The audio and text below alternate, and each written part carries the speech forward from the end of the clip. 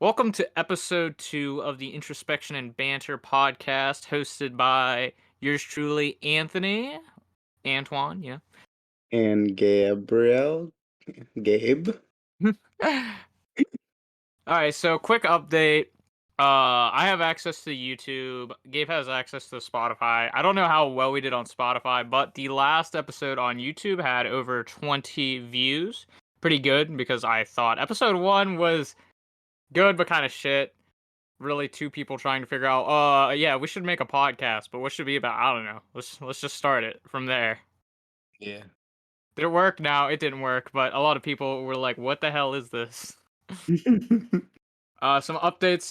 If you want to shoot any topics or feedback, you can shoot them to our Gmail that we've created, intro.banter@gmail.com. Any things, welcome. We're not looking for any guests right now. If we are, we'll probably hit you up. Ain't gonna lie. We're desperate. What do you mean? All right. The other thing I wanted to mention was actually I don't remember what the other thing I wanted to mention was. I believe I also just wanted to just give a thanks for anyone who did leave us like any feedback. That's true. Yes. Also, thanks for listening to the last episode. The other thing I wanted to mention was the last episode was very unfocused. But like I said, that's just two people trying to make a podcast, and we're like, let's just ad lib it. Yeah. Uh, It we also, we do have we want to do topics going this point forward, and tonight's topic will be what was tonight's topic, Gabe?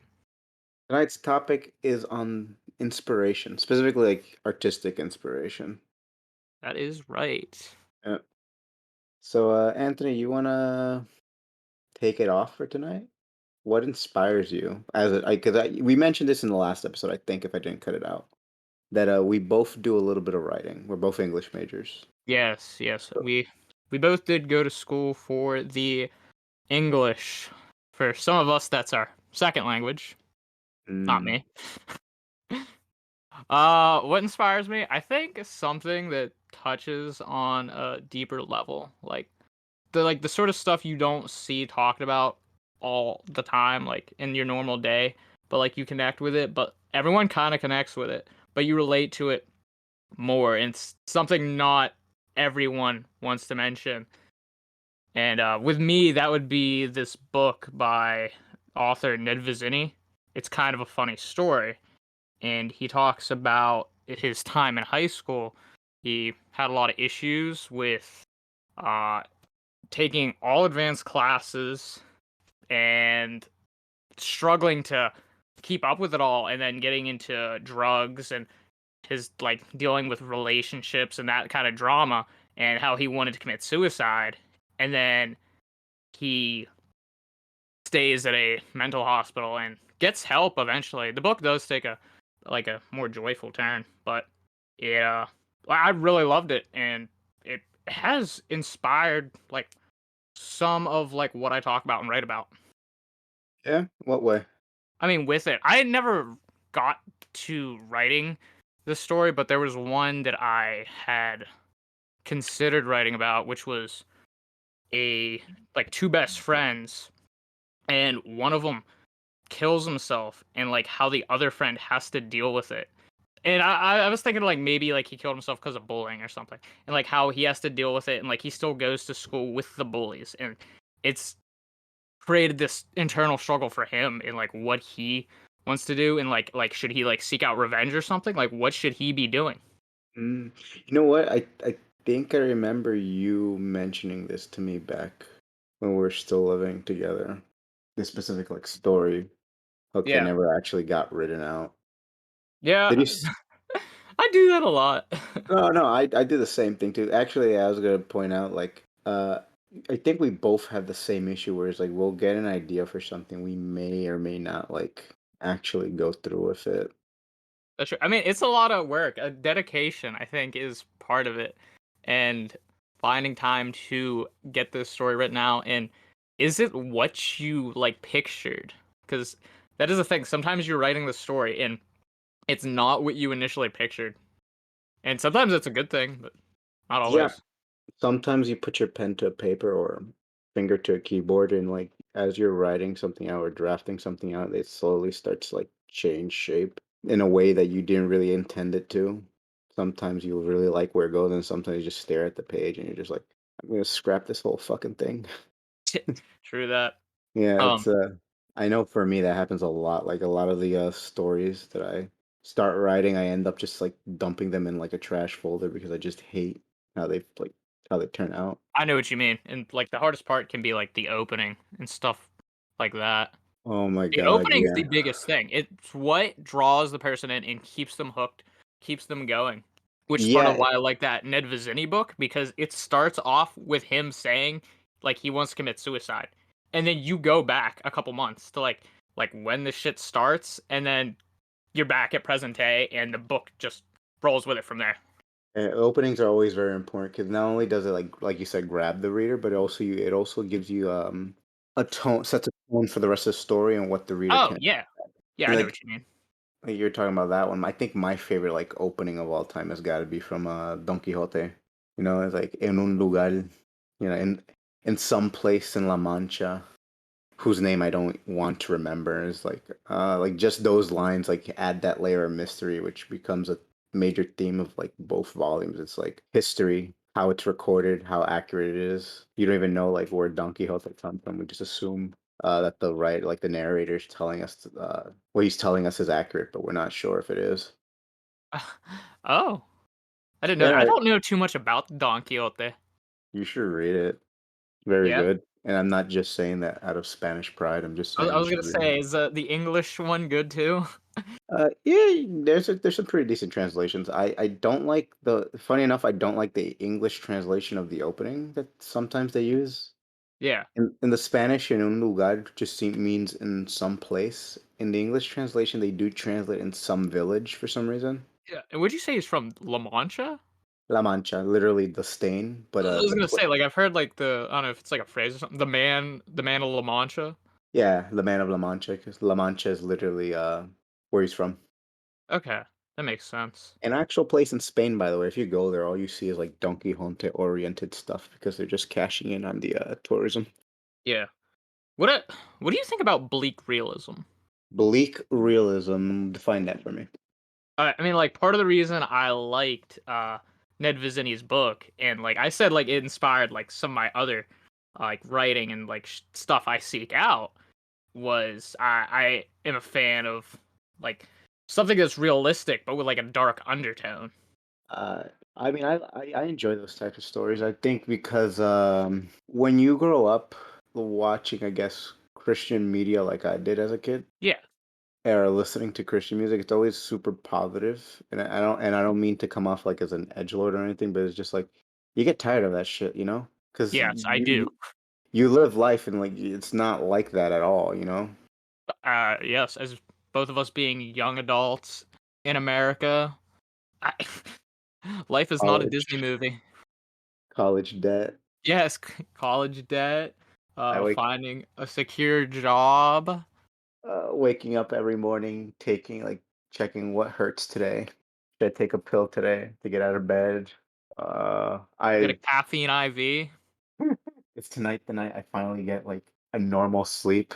Or is my Fitbit gonna tell me I stayed up for like an hour for some reason? That's my like every night. Life is not a what's it called? Life is not a great experience. And I think what I like about like you what you said, like bleak realism is like yeah. that type of art does give us an insight into like sometimes we don't want to face like a reality, right? We don't want to think about like how shitty life is, but it's good to have like that in our face, like that thrown in our face every now and then to like, yeah, this is what life really is like. There's nothing wrong with escapism, right? But there's also nothing wrong, I think, with just coming to terms with the fact that, life fucking sucks sometimes. I think too with like that sort of life sucks sometimes and like looking at that like bleak realism thing is it kind of reminds me of like how much like someone that's reading it how much they've grown like maybe you start off like you were a dirt poor person as a child and like you're living it up like you have a bunch of friends now and like bleak realism just kind of like puts you back like well, yeah that used to be me like that was my life but I'm happy I'm, like, not there. I've grown so much. Yeah, it could be a positive experience. Like, hey, I've been there and I grew out of it. I'm sure there are other people. Now I know that there are other people who've had a similar experience to me, you know? Yeah, Like it kind of validates you in a way. Like I'm not the only one who's gone through this sort of thing. This guy also has gone through this sort of thing. You know, he's read a book. And other people are reading this book, so clearly maybe they're going through the same sort of thing as I went through. through that. We were talking about like we're on the topic of realism, but you Mhm. know it's funny because you were talking about how that inspires your writing. For Yeah. me, I think we've talked about this just outside of the podcast. Most of my stories have to do with like the like escape, not confronting reality, but escaping from it. Like most of my protagonists are usually like people going through like the stages of ennui, and they find something to escape from it. And They're stuck in a like, what can you go well, into detail? yeah, well, like yeah, there's a character I've developed for a while, appeared in some of the scraps of my stories, who who is like all of us, young adult, doesn't know what he's gonna do with his life. But his story involves rejecting like the boring world set in front of him. Because I don't know if you've read a lot of my stories, but mostly fantasy is what I write. Yeah, I You have never. read some of it. I do know it's fantasy. I remember the one had a talking cat, Oh yes, I remember that and one. it was, like, I don't know, like, magical, some of it. Yeah, that's so most of my stuff is literally people escaping from like the world of the mundane and entering the world of the fantastical. Yeah, I know for me it's because for me my biggest inspiration was Blake's poetry and his whole mythos that he made up of a world that was like seen beyond that was beyond what we normally see. Even like his mythology, how he described God using like Urizen as like a stand-in for him, like the god of the physical realm who kind of entrapped all this great spiritualness and put it in physical form, but that mankind longed to separate from it. It's very Gnostic, really, like early yeah, Gnostic Christian. The idea that we're trapped in this physical realm, we got to go beyond that, like get the knowledge to like rejoin like the elevated realm that's beyond the physical. For Inception. me, yeah, No, for what were me, you gonna say? yeah, for me, well, like reading Blake's works like that, especially since it's hard to like understand him sometimes because everything's behind a metaphor. But the idea of like rejecting like what has been set out in front of you, like okay, this is what God is, this is the religion you're gonna follow, this is like the rules you're gonna follow in this society, and Blake's just like, nah, I reject all that. Here's my own mythology. Here's my own prophecies. I'm gonna put them all in this big poem, and no one's gonna understand what the hell I'm talking about. They're gonna spend like decades trying to figure out what I'm trying to say. And that for me, huh? Sorry. I was gonna say I do like that, like, thought that like, his mind, like, the way it worked like that. Yeah, you know what's funny is like even outside of like his work, right? Yeah. He was like such a weirdo too. He would like Oh, I stop. know, like, I remember he didn't like working, so, like, he didn't have a job, but he was, like, an artist and, uh, like, he would write stuff, and these are maybe something that you should have a job to, help support you financially. He would take like commissions to like do artwork. I think he did like I have a copy of Paradise Lost with like one of his drawings on top of it. Oh, yeah? Yeah, he did drawings for Paradise Lost. I'm pretty sure he worked for at one point did artwork for writing of Shelby's mom. You know, Mary Shelby's mom, I think. Mary Shelley's mom? Yeah. Okay. He was known actually before he became known as an author, he was known as an artist. Like he had a small following of like people who liked his artwork. I didn't know that.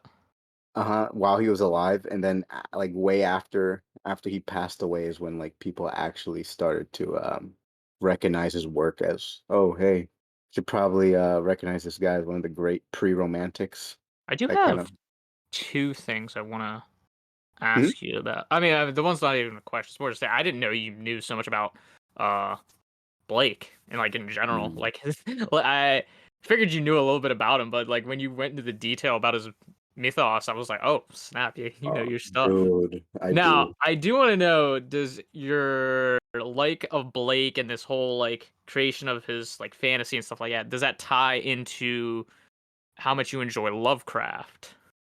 Oh yeah, definitely. That's it's funny. Yeah. Lovecraft, the whole at the heart of Lovecraft mythos is that cosmic cynicism, the idea that we as a people, as a species, humanity, is nothing in the grand scheme of the cosmos, and that there are things that go on without any input from us. Okay. Physical, the scientific realm here. We not only do we not matter, it's just that we most likely will not comprehend things outside of what we can normally experience, as just limited humans. Are you saying like we're just like a small speck? Yeah. So like that, and we belong in our own little corner of gathering, like with the other pieces of the other specks of dust. Okay. Every every human that goes beyond that, like tries to understand more, get a bigger grasp of the cosmos, or encounters things that are beyond his like capacity, they all go Yeah. insane. Hmm? And that's the whole point. Which is funny because you could argue that's like the opposite of what I believe in. I With Blake, it's like here you have to look beyond what the physical realm is, whereas Lovecraft is like you better know your fucking place. They're I guess in that regard they're opposites, but to me, I've enjoyed both of their works. I guess I just like the idea of the reminder that mankind isn't hot shit like it sometimes thinks it is. Yeah. And then with Blake, I just love like the I guess the rebellious nature of Blake was because really I think someone pointed out that Blake really had his own form of Christianity. You could call it like a cult of one, just No, Blake. I am familiar a little bit with what you mean. Like the dude pretty much just like made up like more and more stuff. He's like, yeah, God and Jesus, like he had his own variations of like what they meant. I mean, he took Milton's poem. He made his own poem called Milton, and the whole thing was like, yeah, God clearly inspired Milton to write this poem, but he didn't write everything he needed to write down, so I'm gonna finish it for him, essentially. And that was his That poem, is Milton. that is amusing.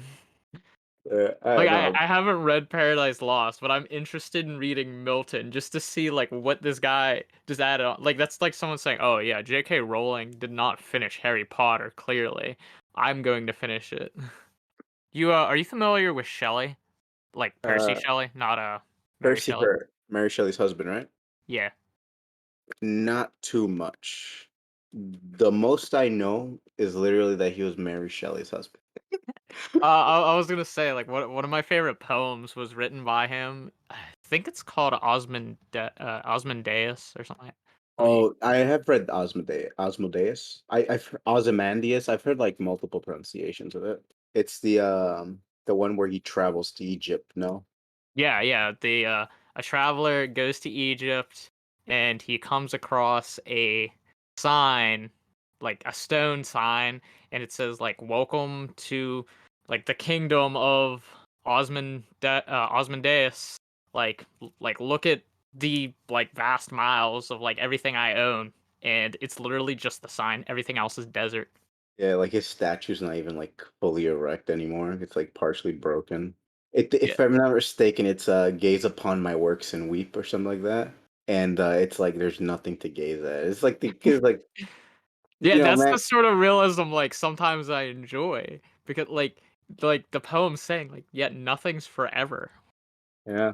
You may be glorious now, but like it's gonna go away eventually. That's why I love so much about also I don't know, you've been around me long enough to know that I really love listening to metal. Yeah, one of my Yeah, favorite bands is Iron Maiden. yeah. Coincidentally, Bruce Dickinson, the lead singer of Iron Maiden, is a very big William Blake fan. Oh, Uh, yeah, actually, he made a whole album heavily inspired by like Blake's poems called "The Chemical Wedding." But I was gonna say they have a song called what's it called? Alexander the Great, and it's literally like it talks about all the great feats that Alexander the Great did in his life. The chorus changes every time too, so it's like Alexander the Great, he became a legend amongst men. I've heard Alexander the this song. Great, yeah, became Once you became a mention the god chorus amongst is men. different, it sounds familiar. Yeah, and the ending chorus is Alexander the Great, he died of fever in Babylon, and that's like the ending of the song. Like all the great shit that Alexander the Great did, and then at the end he died of like sickness, not even like in Yeah, battle or anything. yeah, I know he died in his 30s. Yeah, I know some people think he got poisoned or something, but I think more investigations revealed that more recent investigations, I'd say, revealed that it might have been typhoid fever, something similar. Probably. I don't know. It's like crazy. Like, I saw something the one day. Like, there's I think like 80 cities or something like that named after him. Yeah, By the way, Alexander. I found that line you were talking about. Okay, and it says, "My name is Osmandius, King of Kings. Look on my works, ye mighty, and despair. Nothing beside remains." Except like a broken statue and a plaque. Yeah, yeah. It says, "Round the decay of the colossal wreck, boundless and bare, the lone and level sands stretch far away. It's like Two like vast it. and trunkless legs of stone stand in the desert." Yeah, mankind ain't shit. It's always great. No, it's always great to have that little dose, that reminder, you know. Yeah, Yeah, it's like the old ghost song Pro Memoria goes, don't forget about your friend death. Don't forget that you will die. And it's true, you know. I think that's one of the great things about like art in general is that it can remind us of things we try to forget sometimes. Bring bring certain topics up to the forefront. yeah. I know what you mean. Our hubris being one of the many things I think mankind tends to forget a lot. I know, like I know we've talked about me. Like, what other stuff inspired me? I I'm not sure. Um, think probably also you think humans in general are like a summary of their experiences as well. oh yeah, yeah, But I think it's not just like what you consume media wise that kind of plays a hand in how you since we're talking on the topic of writing specifically, what type of author you become, but also like memories, past experiences, the environment, yeah, the environment you grew up in, I think plays a big part. I think one of the biological. reasons, maybe, I think one of the big reasons why my whole thing, why I enjoy escapism and fantasy is because when you grow up like in a very strict Christian household, Yeah, you want to run away, so to speak, yeah. mentally at least. Things you weren't allowed to do, you end up doing when you run away for college, for instance. And I think part of that eventually just goes into your writing too. I know what you mean. I I don't know. I wouldn't say Breaking Bad was like inspirational to me, but like I write a lot of anti-heroes into my own work. Like that is like always where I start because I have this thing where I don't believe in anyone being the perfect hero. Which is very realistic of you. Yeah, it is I, realistic. only I think in literature will you ever find like good and bad people. When it comes to like real life, it's always, you know, more complicated than It's a bunch of gray. yeah, varying shades of gray. I know I know for my writing too, you knew we were talking about like you were talking specifically about a story I shared with you Yeah. about the talking cat. And you know the funny thing about that story is that I did not intend that story to be fantasy. When people Oh, kept telling, well, yeah, people kept telling me like that's an interesting fantasy story. It's like that's what people are getting out of it, fantasy. Because for me, that was a sci-fi story where you had like an alien cat species that could talk, but then like the other person that was like the other protagonist character that was in the story, I think a lot of people assumed it was human, but that wasn't the point. Like he wasn't at all. And I think I maybe mentioned this like once or twice that it like described them where he clearly didn't have human features, but I don't think anyone picked up on that when I showed it to certain people. that sounds like one of those things like where you get feedback and you're just like, "Oh, I'm just gonna roll with it." Like I like where they Uh-huh. just kind of figure it out for you. It's Yeah, not what you intended, and you're like, "That kind of works."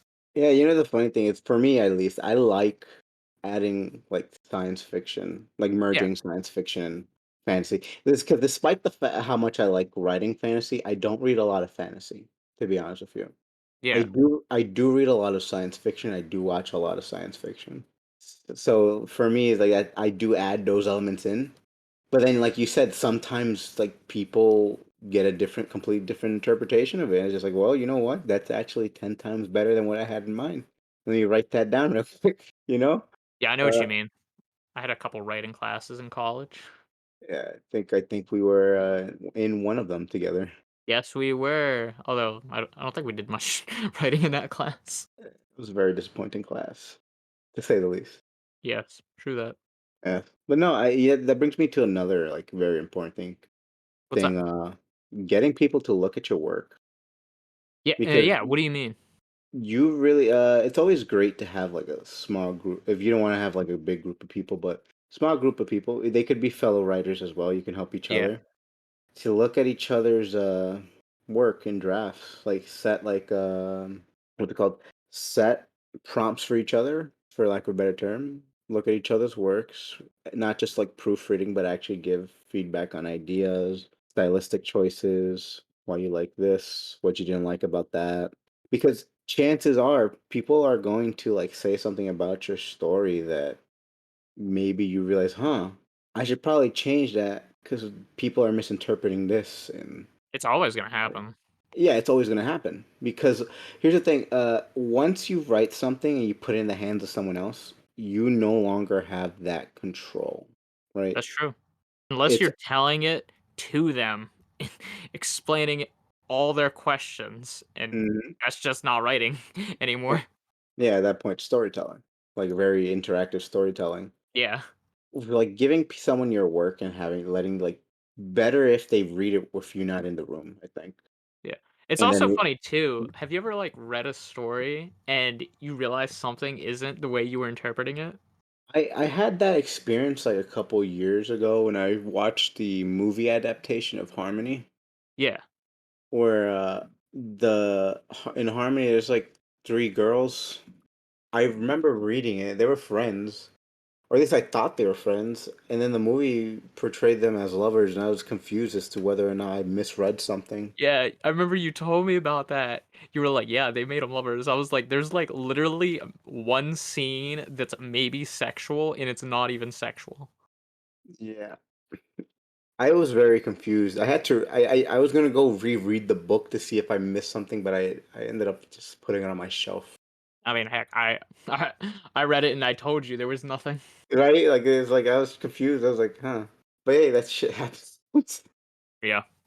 They probably just changed it for, Uh, they're like, "Oh, this will be way more interesting." this would be a much more tragic tale. Yeah, that's their interpretation of it. Oh my god. What what were you about to say though? Do you remember before I kind of changed What, it? what were we talking about? People having their own interpretations of your work. Yeah. That can either be a that could help you Yeah, greatly in you your said writing. you should they should go out of the room.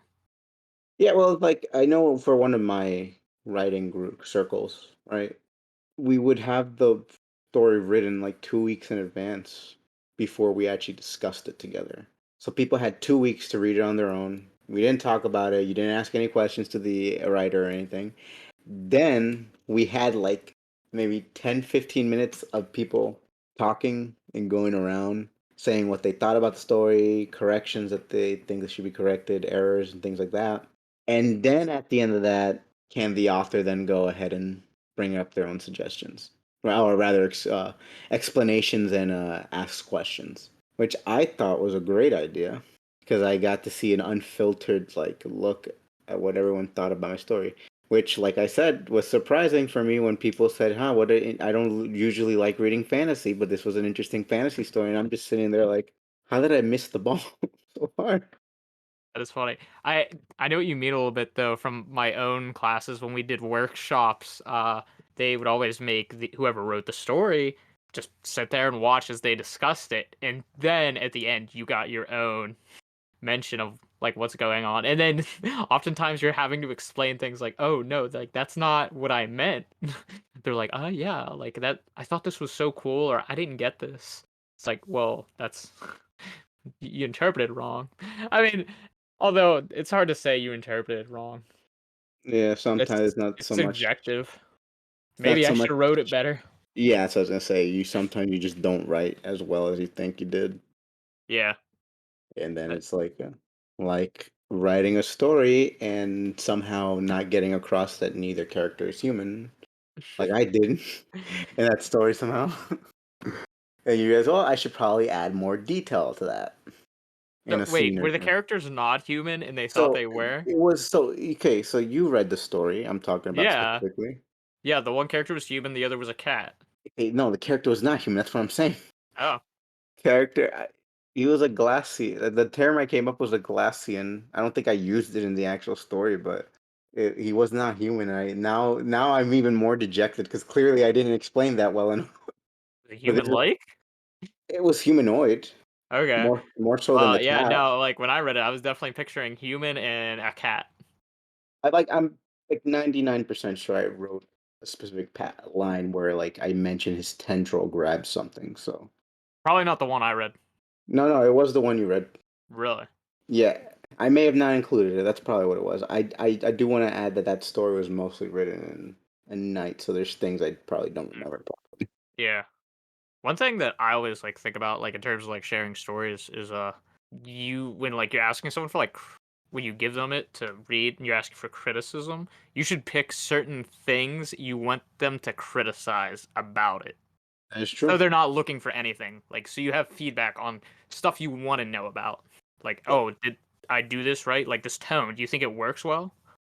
And when you have when you're when you're building your circle, you can also look for people who do that. If you notice that this person focuses a lot on critiquing your characters, then you might want to have that person in the group, and then get someone else who's like really good with grammar, who looks at stuff like that, who's going to correct your grammar when they look at your story. Maybe someone who's really good at looking at pacing, things like that. You build a group of people that can actually like help take take apart your story and give you proper feedback on it. That is true. I know in that sense, I guess now we're on the part of the top podcast where we're just talking about writing Yeah, tips. yeah, I al we just divulged from, inspiration writing. Although I figured at some point we're probably gonna come back to inspiration, but we're just, like, on this own tangent, riding Mhm. the wave. Yeah, well, allow me to make that transition. I was gonna say, back on the topic of gathering inspiration, right? Sometimes you get hit with inspiration just randomly in everyday life. Maybe something just happens and, oh, I just had an idea. And not necessarily just for writing, but just in general. Hey, yeah, I got an idea. I think one of the most important things to have on your person, if you're any sort of artist, is a notebook, right? Because when that moment of inspiration hits you, you're gonna want to write that down. Because the worst thing, and I've felt it many times, is when you get an idea, you don't write it down. Then come an hour or two later, when you actually have like a computer or a piece of paper in front of you, you hit blanks. You don't remember anything at all, or you lost like that little spark of creativity. It's gone. That is the worst. Yeah. At least with like the little notebook, you can write like one or two things down, like, oh, remember blah blah blah this, things like that. And then maybe like when you're home or anything, you're gonna sit down, maybe do some writing, maybe do some painting, or whatever it is you want to create. You pop open your little notebook, like you know that little spark that hit you like earlier today is like, oh yeah, I remember that. That's an interesting idea. Let me go off on that and see what I can do. It works. Like it's like this is not like a new piece of advice, by the way. Like I think a lot of writers talk about like how they have like these little notebooks that they keep on them.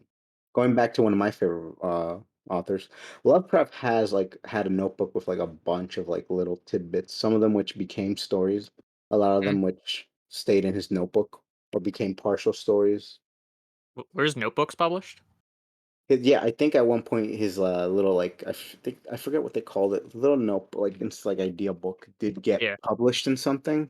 I know certain authors, like Lovecraftian authors, have taken some of his ideas from that book and just created their own from it too. yeah.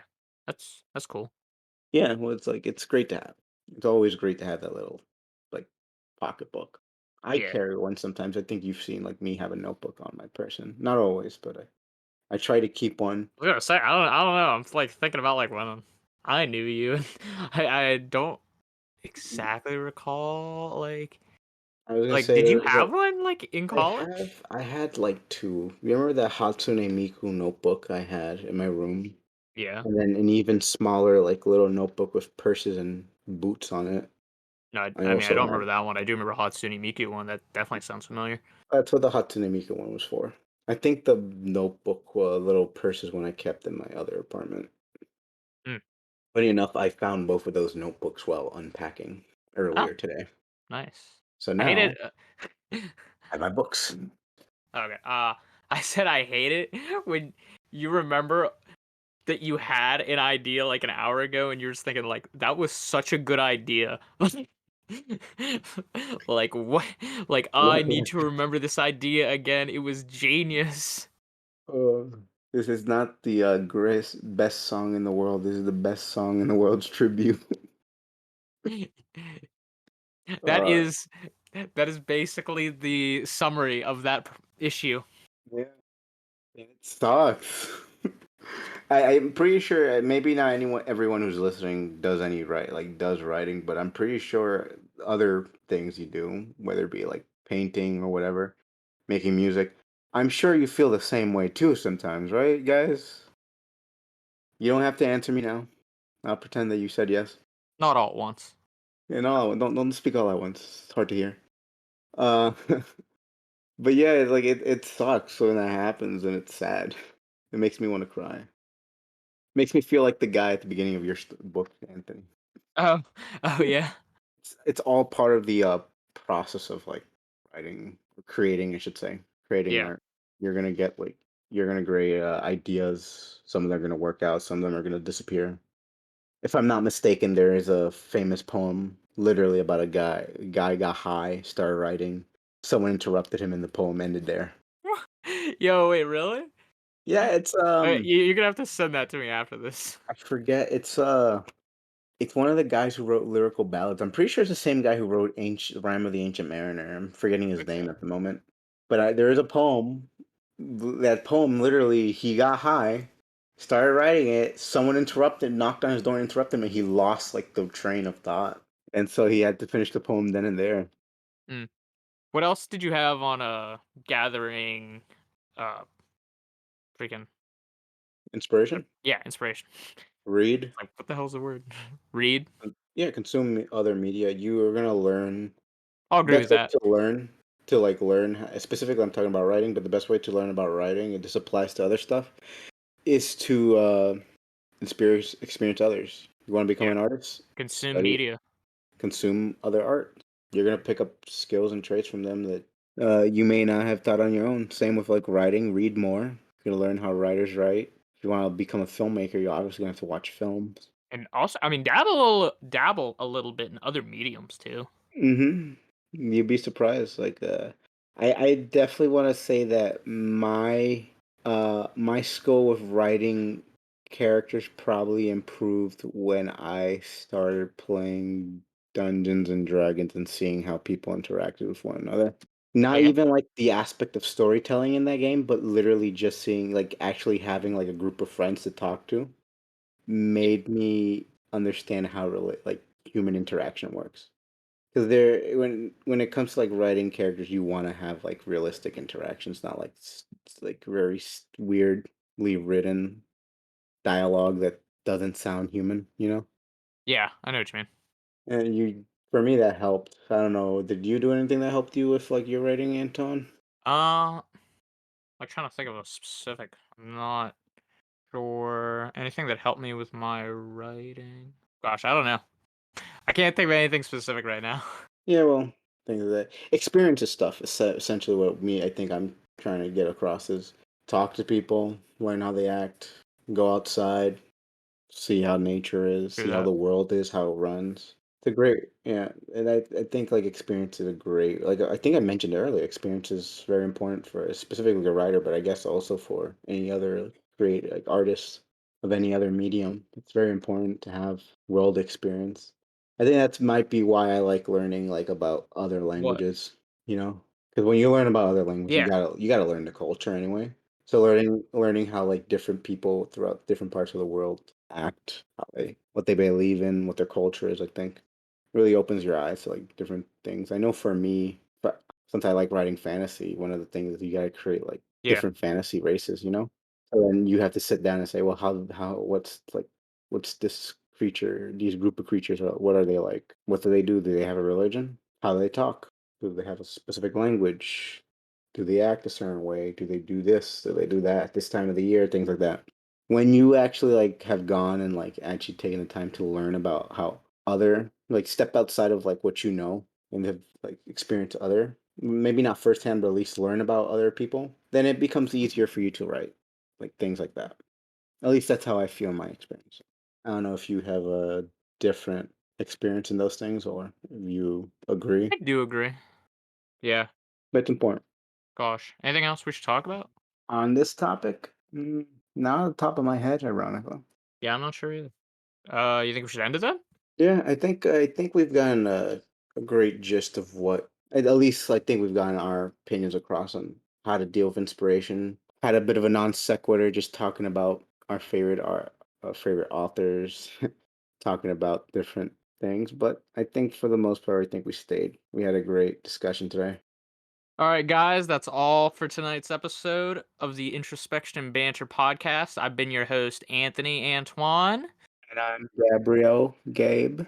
So if you guys have any feedback you want to give us, any questions for future topics, our Gmail at intro.banter@gmail.com. If you're listening to us on Spotify, check out our YouTube. It's the same shit, but subscribe. It helps us see our view count. At least I can see the view count on there. And if you're listening to us on YouTube, get a Spotify, you heathen. What are you doing? No, I'm playing. We're also on Spotify though. Yep. All right, so I hope y'all have a good night. Anything you want to say, Gabe? Just want to thank everyone for coming by. Yep. I thought this was a pretty good episode. I love you all. I hope you have a good night.